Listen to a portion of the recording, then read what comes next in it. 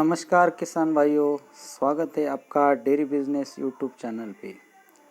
आज की वीडियो में हम चर्चा करेंगे डेनमार्क के सुपर बुलों के बारे में, यानी कि जो हम ब्रीडिंग की शुरुआत करते हैं या हमारे पास जो क्रॉस ब्रीड गाय है उनमें हम कौन सा सीमेन लगाए ताकि आने वाली प्रोजेनियाँ अच्छा दूध दे। यानी कि मान के चलिए हमारे पास 18 से 20 लीटर या 25 लीटर वाली गाय है, उनको हम ब्रीडिंग की शुरुआत करने से टाइम पे कौन सा सीमेन लगाए, इसके बारे में हमें चर्चा करनी है।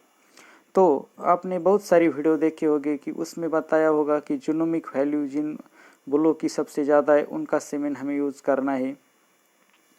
मगर बहुत सारी ऐसे भी संभावना है कि जीनोमिक वैल्यू भी कितना चाहिए, क्या एक्चुअल में जीनोमिक वैल्यू जितना दूध आगे बढ़ेगा, ये भी सारे बहुत सवाल होते। तो ये सारी जानकारी आपको कभी भी श्योर या श्योरिटी नहीं दे सकती। तो आज की वीडियो में हम यही चर्चा करेंगे कि कौन से बुल हमें ब्रीडिंग की शुरुआत में यूज़ करनी चाहिए, यानी कि 18 से 20 लीटर वाली गायों को हम ब्रीडिंग की शुरुआत कैसे करें, इस टॉपिक पे हमें आज चर्चा करनी है। तो आपको स्क्रीन पर दिख रहा होगा एटलस 40-116। तो हम एक क्राइटेरिया पक्का करें कि हमें ब्रीडिंग की शुरुआत करनी है या हमारे पास जो क्रॉस ब्रीड गाय है जो 18 से 20 लीटर दूध दे रही है, तो हमें उनका दूध बढ़ाना है, साथ में कुछ टाइप ट्रेड्स या मिल्क फैट वगैरह वो सब बढ़ाना है। तो हमें कौन से ऐसे बुल यूज़ करने चाहिए कि हमें ये सारी बढ़ोतरी मिले।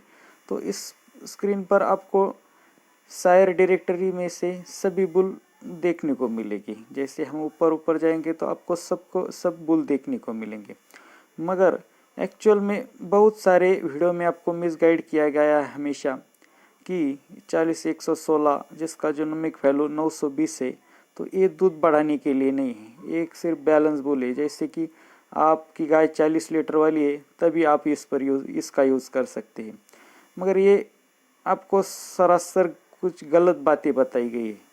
तो रियल में क्या है, जीनोमिक वैल्यू कैसे निकाली जाती है, जीनोमिक वैल्यू जितना ही दूध आने वाली प्रोजेनियाँ बढ़ा सकती है, इस बारे में भी हमें पता होना चाहिए। तो ये वीडियो थोड़ी लंबी हो सकती है, मगर एक बार अगर आप अच्छे से इसको समझ जाएंगे तो दोबारा आपको किसी से पूछने की ज़रूरत नहीं पड़ेगी।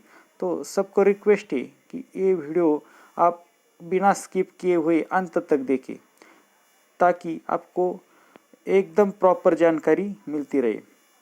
तो ये देखिए, इसका ही फुल सिबलिंग्स यानी कि पूरा ब्रदर जो थोर 40-120, उसका जीनोमिक वैल्यू उससे 2 गुना है, लगभग 1718 के बीच में है, 1718 के बीच में है। तो क्या ये दोनों बुल में से हम क्रॉस ब्रीड में या हमारे 18 से 20 लीटर वाली गायों में कौन सा बुल चूज़ करें। तो हमें ये बात समझनी चाहिए कि जीनोमिक वैल्यू कैसे निकालते हैं या किस आधार पर बनाया गया है। तो ये जीनोमिक वैल्यू होता है नॉर्डिक कंट्री के एवरेज मिल्क के ऊपर, यानी कि नॉर्डिक कंट्री जो यूरोप में है, जिसमें 3 देश आते हैं, एक डेनमार्क, दूसरा स्वीडन और तीसरा फिनलैंड। इन तीनों देशों का जो गाय है, यानी कि उधर के जो फार्म है, उनका फर्स्ट लैक्टेशन से लेकर थर्ड लैक्टेशन के बीच में जितना मिल्क का एवरेज है, उन सबको मिलाकर इन 3 देशों के गायों को इसका एवरेज निकाला जाता है और उसको बेस बनाते हैं। जैसे कि अगर ये आप देख रहे होंगे स्क्रीन पर, आपको जूम करके मैं दिखाता हूँ, EBV यानी कि एस्टिमेटेड ब्रीडिंग वैल्यू आपको दिख रहा होगा, ये 2005 बेस पे है। यानी कि ये जो चार्ट बनाया गया है इस बुल का, एक्चुअल में 2005 को नॉर्डिक कंट्रियों का जो बेस था उसके ऊपर बनाया गया है, और बेस को हमेशा ये इंफॉर्मेशन के लिए 0 बना देते हैं।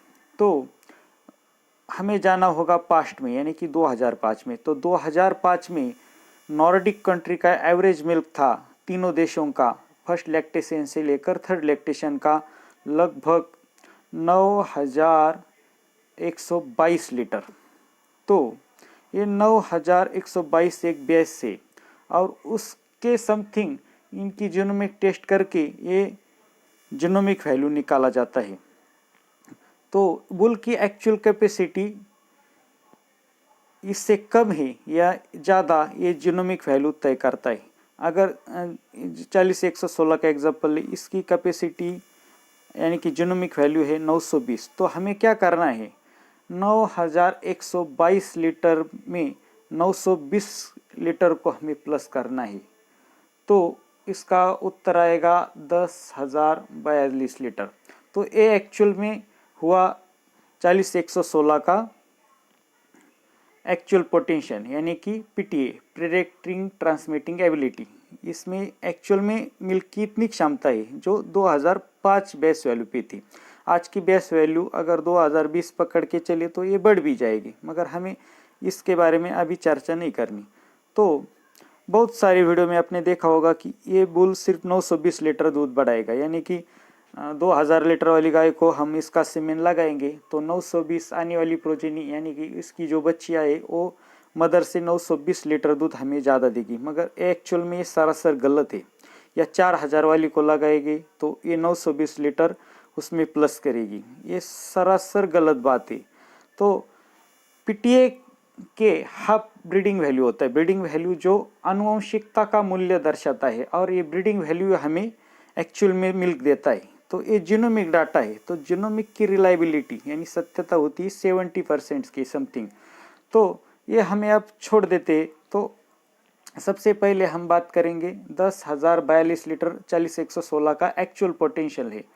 तो इसके हाफ आएगा इसका ब्रीडिंग वैल्यू जो एक्चुअल में मिल्क देगा। तो इसका ब्रीडिंग वैल्यू आता है समथिंग 5021 लीटर। तो इतनी ये बुल अपनी आने वाली प्रोजेनी में आगे ट्रांसमिट करेगा। तो आपको सरासर ये गलत फहमी छोड़ देनी होगी कि 40-116 बुल हम अगर 3000, 4000 या 18 से 20 लीटर वाली गायों को लगाएंगे तो ये मिल्क नहीं बढ़ाएगा।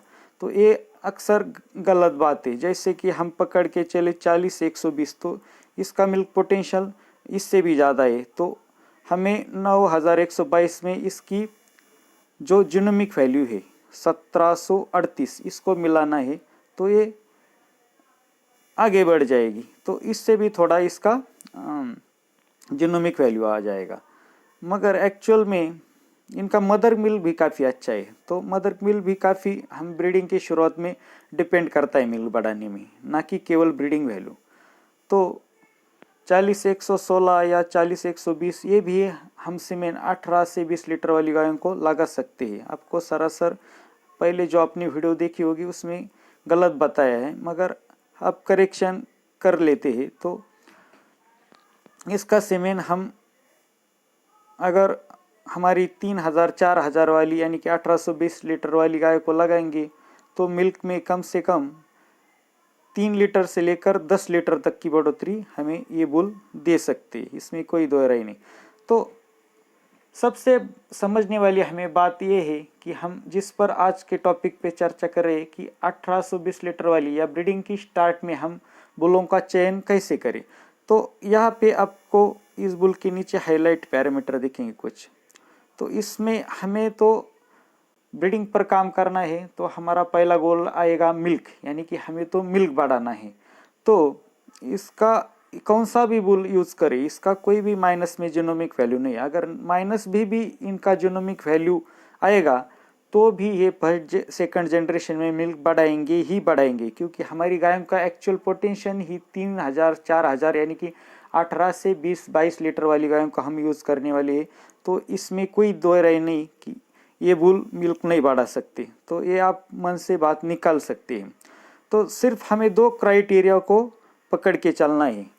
सबसे पहला है, हमें जब हम ब्रीडिंग की शुरुआत कर रहे हैं तो हमें ऑलराउंडर बुल का यूज़ करना चाहिए। जैसे देखिए 40-116 ये आपको स्क्रीन पर शो हो रहा है। तो ये है ऑलराउंडर बुल। ऑलराउंडर यानी कि ये आपका मिल्क भी बढ़ाएगा, आपके दूध की फैट और प्रोटीन भी बढ़ाएगा, साथ में आपके जो डिसीज है वो भी कम करेगा, मास्टाइटिस भी कम करेगा, फर्टिलिटी इंडेक्स को भी बढ़ाएगा, साथ में आपके जो हुफ के इश्यूज है, जो बॉटम लाइन के इश्यूज है, जो रंप के इश्यूज है, और साथ में दूध का गाभिन होने के बाद जो हम कहते हैं दूध सुखाना, ये समस्याएं है।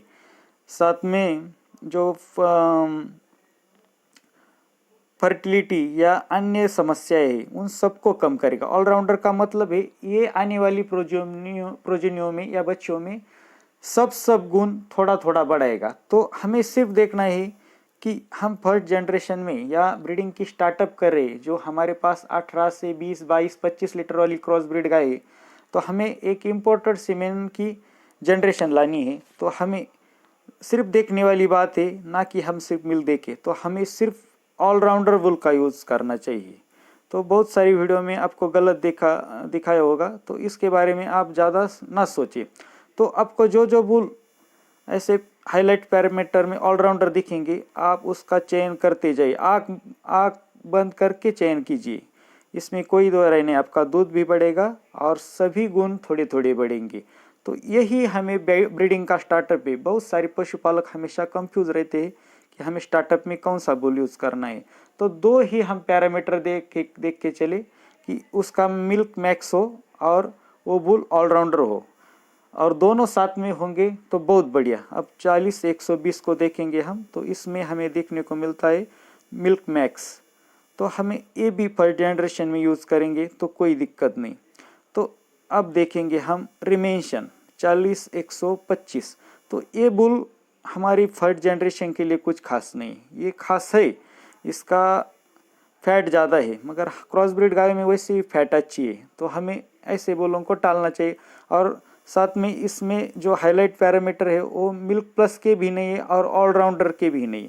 तो हमें ये बुल नहीं यूज़ करना चाहिए। जैसे कि हम ब्रीडिंग की स्टार्टअप करें, देखेंगे आप राफेल 40-127। तो मेरे हिसाब से ब्रीडिंग की शुरुआत के लिए सबसे अच्छा बुल है। इसमें सभी गुण है। सबसे पहले तो ये ऑलराउंडर है, आपको स्क्रीन पर दिख रहा होगा, ये ऑलराउंडर है।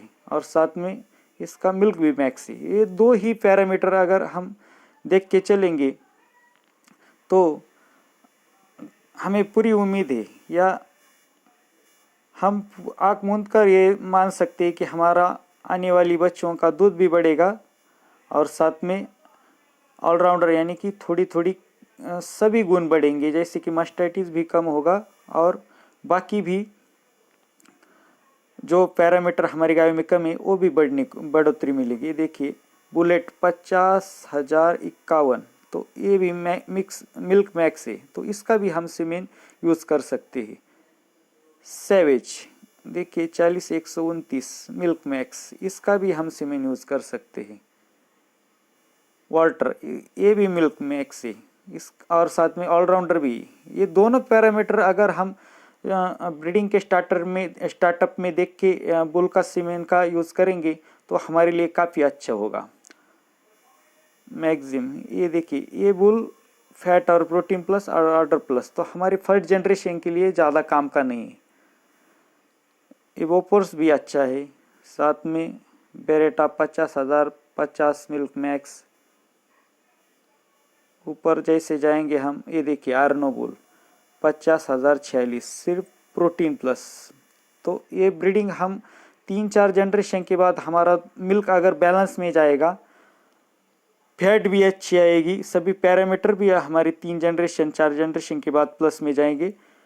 तो हमारा अगर प्रोटीन की दिक्कत है तो हम इसका सीमेन यूज़ कर सकते हैं। ये फर्स्ट जनरेशन के लिए बुल नहीं है। आप जैसे जैसे ऊपर जाएंगे, ये देखिए कोल्ट, ये भी फर्स्ट जनरेशन के लिए अच्छा बुल है काफ़ी। अपोलो ज़्यादा अच्छा नहीं माना जाएगा इसको फर्स्ट जनरेशन के लिए। जूस 50,061, देखिए अच्छा बुल है, जो हाईलाइट में मिल्क मैक्स दिखाएगा आपको। तो जैसे जैसे हम ऊपर जाएंगे तो आपको देखिए हाँ एक और बुल आ जाएगा 50,053। इसकी जीनोमिक वैल्यू डेनमार्क के सभी बुलों में सबसे हाई।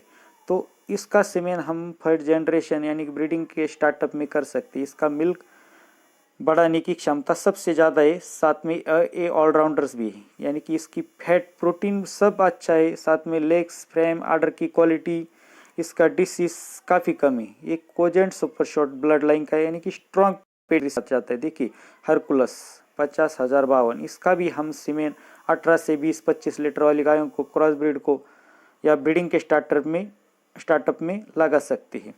तो दोस्तों आपको यही पैरामीटर देख के थर्ड जनरेशन के लिए बुल का यूज़ करना चाहिए। तो देखिए 40-128 इसका भी मिल्क मैक्स है और साथ में ऑलराउंडर से आप यही पैरामीटर देखेंगे तो आप कभी भी असफल नहीं होंगे।